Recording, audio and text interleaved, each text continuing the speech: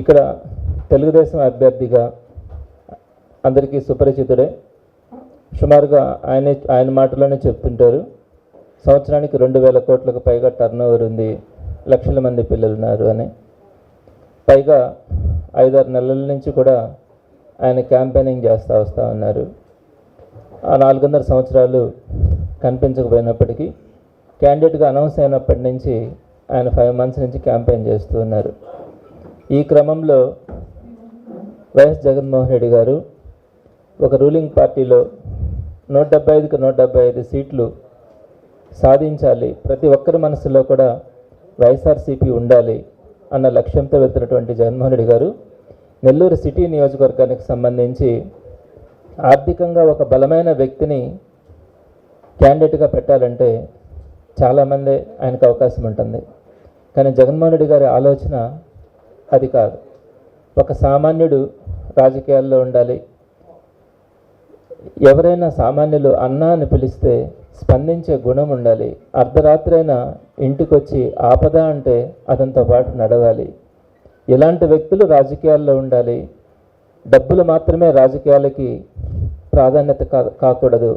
5 సంవత్సరాలు వాళ్ళ గడప గడపకి తిరగగలగాలి. అలాంటి సామాన్యులు రాజకీయాల్లో ఉండాలన్న ఆలోచనతో ఒక సామాన్యుడైనటువంటి ఖలీల్ అహ్మద్ని నెల్లూరు సిటీ ఎమ్మెల్యేగా క్యాండిడేట్గా ఆయన మనకు అనౌన్స్ చేస్తున్నారంటే సీఎం గారి గట్స్ ఏంటో అందరికీ అర్థమవుతాయి. ఈరోజు ఖలీల్ అహ్మద్ గారి క్యాంపెయినింగ్లో వస్తున్నటువంటి ఆదరణ అందరూ కూడా చూస్తూ ఉన్నారు. చాలా అద్భుతంగా ఉంది, చాలా సంతోషంగా కూడా ఉంది. అయితే నేను ఇక్కడ మీ అందరి దృష్టికి కొన్ని మాటలు నేను తీసుకురాదలుచుకున్నాను. నారాయణ గారు, అనిల్ కుమార్ గారు ఇక్కడ వైఎస్ఆర్సీపీ క్యాండిడేట్గా ఉన్న రోజులు ఆయన మాట్లాడిన పదాలు, నేను ఎవరిని విమర్శించను, నేను చాలా డిగ్నిఫైడ్ పర్సన్ని అని చెప్పుకోవడం మనం గమనించాం. అయితే ఎప్పుడైతే క్యాండిడేట్ మారినాడో ఆ రోజుటి నుంచి ఆయనలో అహంభావం ఎక్కువైంది. అది మీ అందరూ కూడా గమనించుంటారు. గౌరవ ముఖ్యమంత్రి గారిని, ముఖ్యమంత్రి గారి స్థాయి కానీ నారాయణ గారి స్థాయి కానీ అందరికీ తెలిసిందే. పదే పదే ఆయన గురించి సైకో అనడం, రాక్షస పాలన అనడం, ఇలాంటి అమితమైనటువంటి పరుష పదజాలం ఎవ్వరూ వాడట్లేదు. అంతటి అహంకారంతో నారాయణ గారు మాట్లాడుతున్నారు. సరే, అది ఆయన నేచర్ అయితే ఎవరు కూడా కాదనలేరు.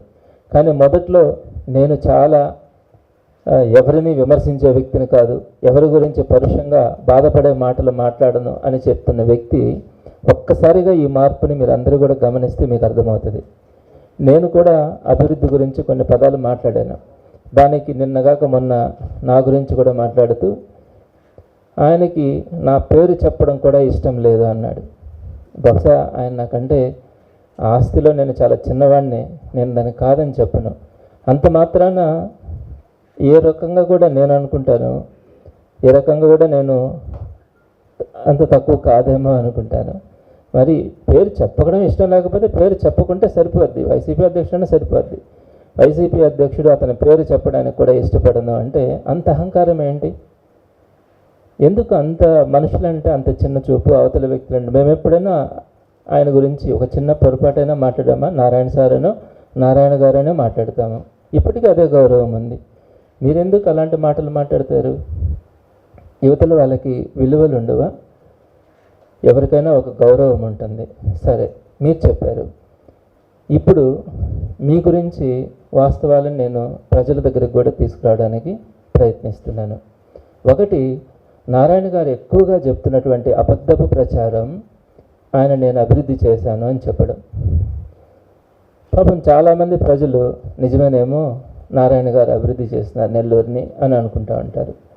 ఆయన చెప్పే పదాలు 4 పదాలు చెప్తారు: underground drainage, water system, AC bus స్టాపులు, అన్నా క్యాంటీన్లు, నెక్లెస్ రోడ్డు.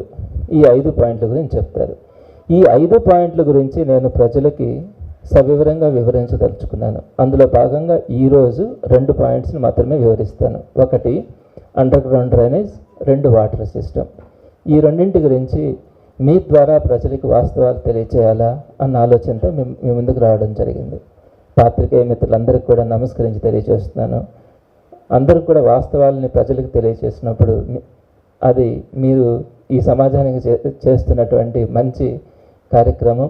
తద్వారా ఈ వాస్తవాలని తెలియచేయాలని మిమ్మల్ని అందరినీ కూడా రిక్వెస్ట్ చేస్తాను. మొట్టమొదటిది స్క్రీన్లో కొంచెం ఫుల్గా రాలేదు కాబట్టి ఓవరాల్గానే ఎక్స్ప్లెయిన్ చేస్తాను.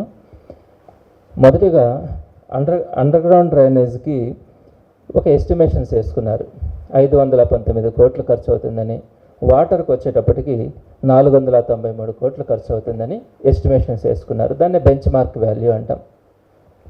మరి ఇక్కడ అండర్ గ్రౌండ్ డ్రైనేజ్ తీసుకుంటే సుమారుగా 8.8% ఎక్సెస్తో టెండర్ని యాక్సెప్ట్ చేయడం జరిగింది. తద్వారా 45.69 కోట్లు ఎక్సెస్ని కోట్ చేయడం జరిగింది.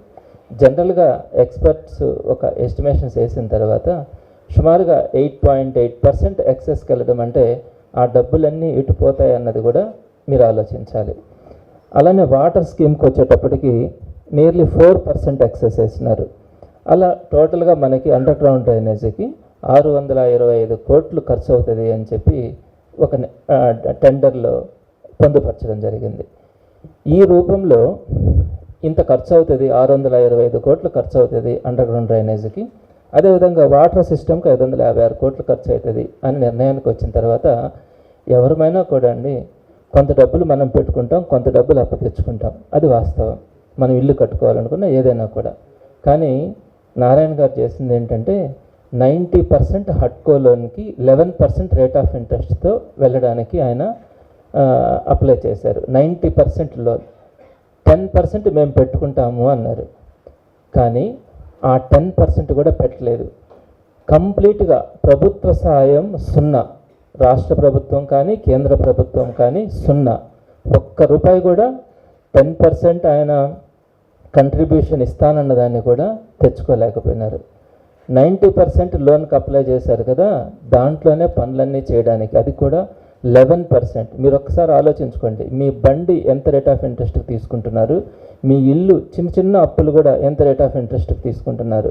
మరి ఇన్ని 100 కోట్ల అప్పులు చేసేటప్పుడు 11% రేట్ ఆఫ్ ఇంట్రెస్ట్తో కంప్లీట్గా ఒక్క రూపాయి కూడా మన దగ్గర లేకుండా అంతటినీ కూడా అప్పులు వడ్డీకి తీసుకొని వచ్చి చేయాలనుకోవడం ఎంత పొరపాటు అన్నది మీరు ఆలోచించండి.